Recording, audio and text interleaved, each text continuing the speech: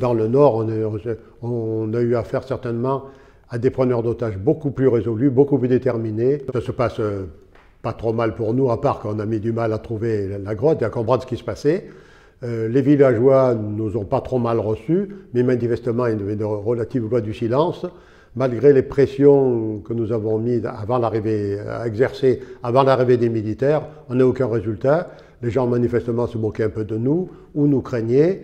Je pense qu'on a certainement troublé un peu la quiétude coutumière du village, que ça fait du monde qui est arrivé, mais nous c'était rien.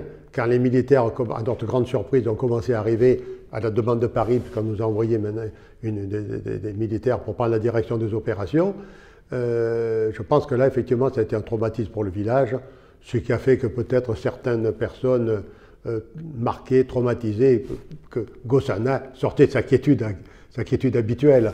Donc c'est ce qui peut expliquer que certains considéraient qu'il y avait peut-être des mesures un peu brutales et tout. Non, effectivement, ça a été brutal, notre ingérence a été un peu brutale dans le village, mais à ma connaissance, et moi là, je me porte en faute sur toutes les accusations qui ont circulé, sur torture, maltraitance et tout. Effectivement, il y a peut-être des personnes un peu excitées qu'on a attachées un moment à un poteau pour les calmer, des gens qui ont été bougés de leur case pour qu'on puisse fouiller les cases et tout.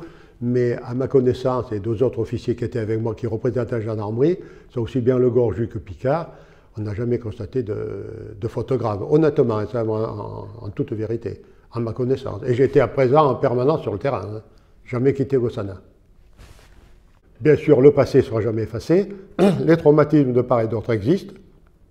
Il y a eu des violences, bon, je pense, plus ou moins justifiées de part et d'autre, effectivement, mais je pense qu'effectivement, ces violences ont été un peu oubliées pour penser tourner la page et passer à autre chose, mais on n'oubliera pas jamais les camarades d'un côté comme de l'autre qui sont restés sur le terrain, hein.